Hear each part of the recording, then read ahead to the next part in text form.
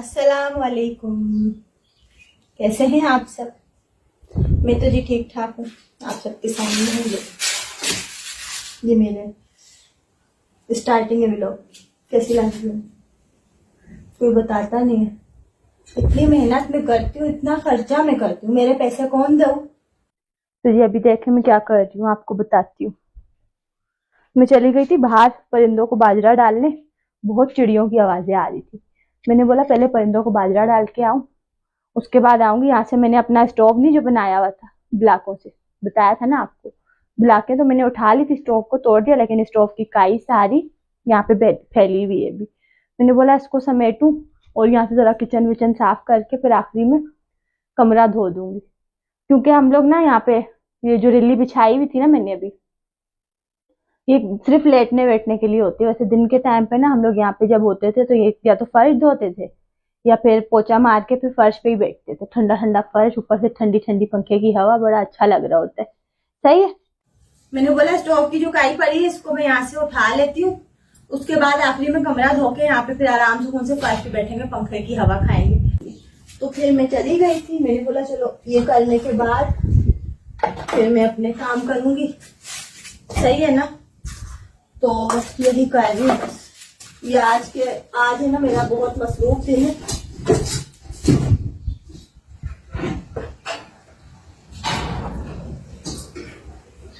आज मैं बहुत ज्यादा मसरूफ हूँ क्योंकि सुबह से मैं काम कर रही हूँ। सुबह से जब से आई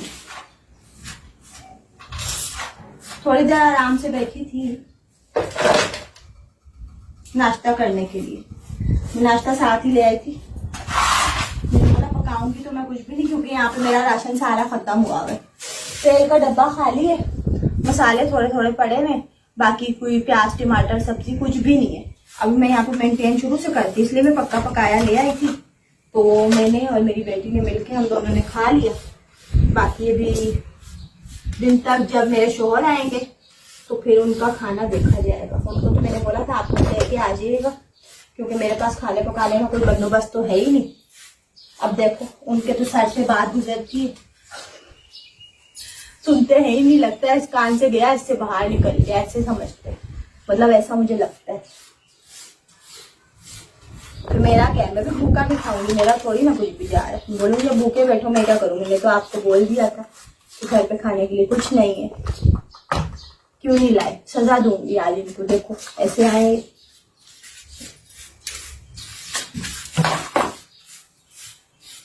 मैं असल में छोटे से इसलिए कर रही हूँ ना, क्योंकि झाड़ू लेके मैं अगर ये करूंगी ना तो हवा से सारा ये जो सारी काई है ना पूरे कमरे में बिखर जाएंगी।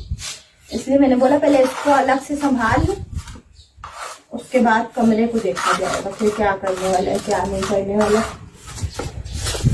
ये सारा संभाल लूं ना पहले। सही है ना? चलो तो मैं भी बाहर डाल के आऊंगी। वो खड्डा है ना जो तंदूर के लिए जो किया था, लेकिन तंदूर अभी तक बनाया तो है ही नहीं। बहुत कुछ सोचा था यार, कुछ हुआ ही नहीं है। जिंदगी ऐसी मसरूफ हो गई ना मेरी, तो मैं क्या बताऊं आपको। मतलब कि सोचो क्या करना क्या होता है वो काम हो ही नहीं पाता। तो मुझे बहुत गुस्सा आता है। मैं बोलती हूँ मैंने ऐसा थोड़ी बोला था, मैंने तो क्या सोचा था और क्या हो गया। तो इसलिए ना मैं बहुत फिर अफसोस करती हूँ, बोलते ऐसा नहीं होना चाहिए था, ऐसा क्यों हुआ। जैसे कि मैं घर का ही बता रही हूँ आपको, तो वो कब से मैंने खड्डा करके उसको बनाया है कि मैं यहाँ पे स्टोव तंदूर बनाऊंगी। मुझे तंदूर पे रोटियां लगाने का बहुत शौक है और मेरे शोहर खाते भी बहुत शौक से तंदूर की रोटी। तो मैंने बोला यहाँ पे मैं तंदूर बनाऊंगी, लेकिन बन ही नहीं सका। पता नहीं कब से मैं इरादा बना के बैठी हूँ, बनाया ही नहीं। मेरे सिलेंडर में अभी भी गैस है, मैं चाहूँ तो कुछ पका सकती, लेकिन मेरे पास खाने पकाने का बंदोबस्त नहीं है। हाँ इतना है कि चाय बना सकती हूँ, खाना नहीं पका सकती, चाय बन सकती है। अभी ना मैं वो जो बाड़े वाला दूध होता है ना वो यहाँ से मिला भी, अभी ना टाइम नहीं हुआ। तो बेटी मेरी कह रही थी अम्मा जाने से पहले दूध तो लाजमी लेना, मैंने ताजा दूध की चाय पीनी है। मैंने बोला वो तो तुम्हारे पापा आएंगे तो वही लेंगे जाके, आज मेरा दिल नहीं चाह रहा।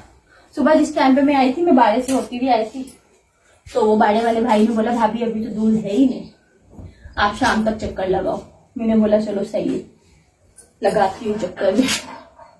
मुझे एक्स्ट्रा ग्रेवी भी मिलती है ना, बोनस समझते हैं ना, तो बोनस के साथ दूध मिलता है। आओ बेटा फॉलो मी करो, ये बाहर फेंक के है।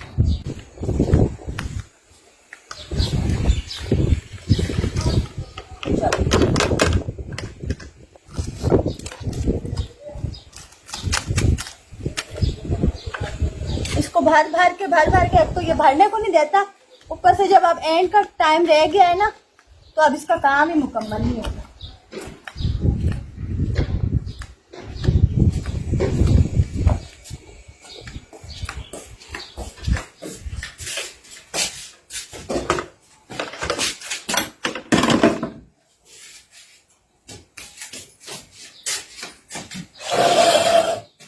फर्श भी धोना है अभी जरा, नहाने को मन है बहुत, मुझे एलर्जी हो रही काम कर करके, लेकिन अभी तक नहाई नहीं। सफाई सुथराई करके नहाऊंगी ना, ऐसे फिर पता है क्या है, कोई फायदा नहीं होता नहाने का।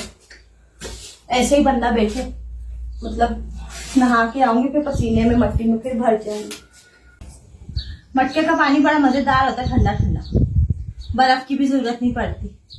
लेकिन यहाँ पे मैंने मटका रखा ही नहीं, फिर मुझे क्या, इनके पापा जब हम लोग यहाँ पे थे, वो आते थे तो उनको मैं बोल देती थी बर्फ लेके आए, बर्फ लेके आना लाजमी। वो फिर लाते थे, 50-50 की बर्फ 2 टाइम पे डलती है, फिर इसमें क्या करें, लानी भी इतनी दूर से पड़ती है LERP से, यहाँ तो मिलती नहीं हमारे पास। और हमारे पास जहाँ यहाँ से आगे दुकान से मिलती है, वहाँ पे बहुत महंगी मिलती है, मजबूरी में मंगानी पड़ती है, फिर क्या करें।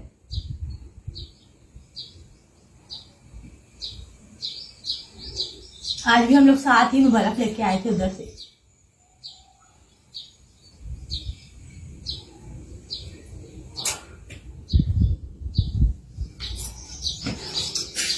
पानी क्योंकि जो सुकून मिलता है ना, बता नहीं सकती मैं आपको।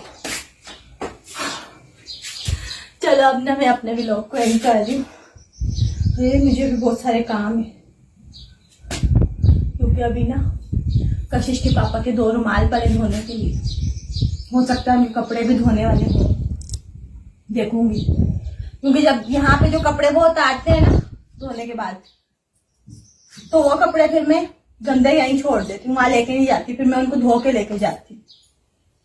सही है। रुमाल मैं अपने थैले में साथ डाल के ले आई थी, मैंने बोला बहुत ज्यादा गंदे हो रहे तो यहीं धो दूंगी।